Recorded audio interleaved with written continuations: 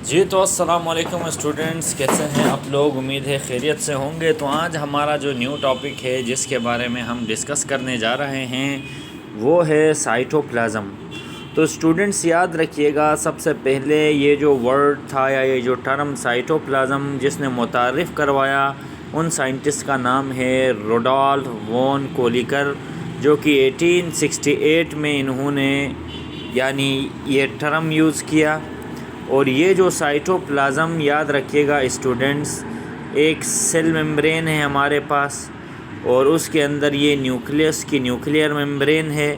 तो न्यूक्लियस और cell membrane के दरमियान का जो हिस्सा होता है उसको हम क्या कहते हैं, साइटोप्लाज्म कहा जाता है। ये देखें, which is filled between cell membrane and nuclear membrane of the eukaryotic cells. और ये यूकैरियोटिक सेल्स में होता है जो कि एनिमल सेल और प्लांट सेल में पाया जाता है साइटोप्लाज्म।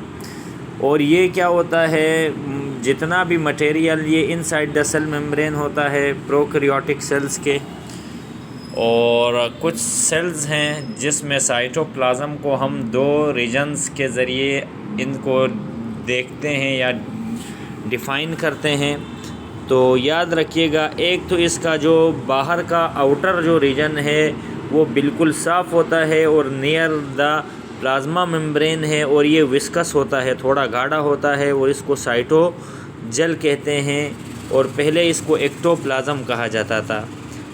और उसका एक दूसरा क्या है स्टूडेंट्स, इनर पार्ट है और ये न्यूक्लियस के करीब होता है। ये लेस विस्कस होता है, इतना गाढ़ा नहीं होता, एक सॉल्यूशन के जैसा होता है और इसको साइटोसोल या एंडोप्लाज्म कहा जाता है।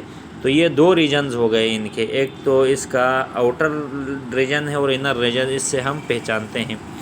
अब बात करते हैं कि ये जो साइटोप्लाज्म है इसके अंदर कौन से केमिकल हैं और कौन कौन से यानी रिएक्शन जिसमें हो रहे हैं। ये तो साइटोप्लाज्म एक तो ट्रांसलूसेंट ग्रेन्युलर लिक्विड है, ठीक है स्टूडेंट्स। यहाँ से यानी लाइट पास करेगी लेकिन ये बेंड हो जाती है, ये ट्रांसलूसेंट है और ये लिक्विड होता है इसमें। और ये क्या है, it consist aqueous ground substance called cytosol. यहाँ वाटर लिक्विड्स होते हैं, फ्लूइड्स होते हैं जो कि साइटोसोल कहलाते हैं।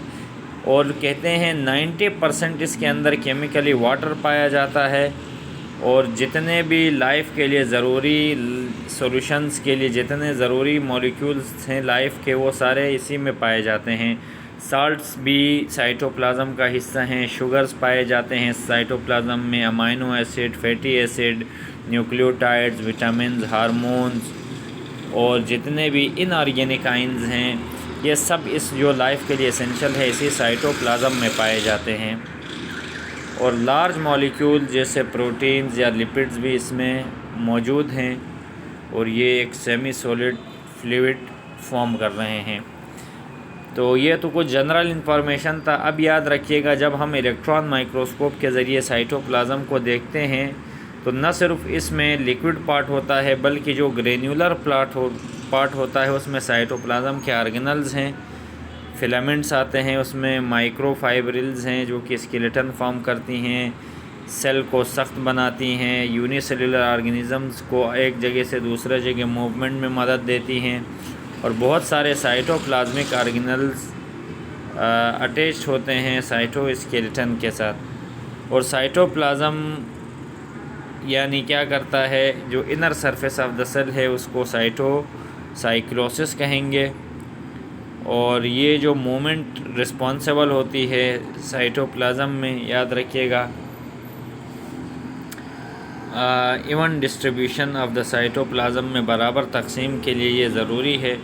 और जितने भी मेटाबॉलिक एक्टिविटीज़ हैं, जीन एक्सप्रेशन से लेके एनर्जी प्रोडक्शन तक और ग्लाइकोलाइसिस से लेके कर्ब साइकिल तक, ये सारे जितने भी प्रोसेसेस हैं स्टूडेंट्स, ये क्या करते हैं, इसमें एनर्जी कैप्चर करेंगे और फिर इसको क्लोरोप्लास्ट में कन्वर्ट किया जाता है और फिर ये मॉडिफिकेशन के साथ एक तो डिटॉक्सिफिकेशन करते हैं, वैक्यूल्स के अंदर मुख्तलिफ़ चीज़ें स्टोर करते हैं और दूसरे ऑर्गेनल्स में। तो ये साइटोप्लाज्म का फंक्शन था स्टूडेंट्स। जो हमने आपको समझाने की कोशिश की है। तो उम्मीद है ये टॉपिक भी आज आपको समझ आ गया होगा।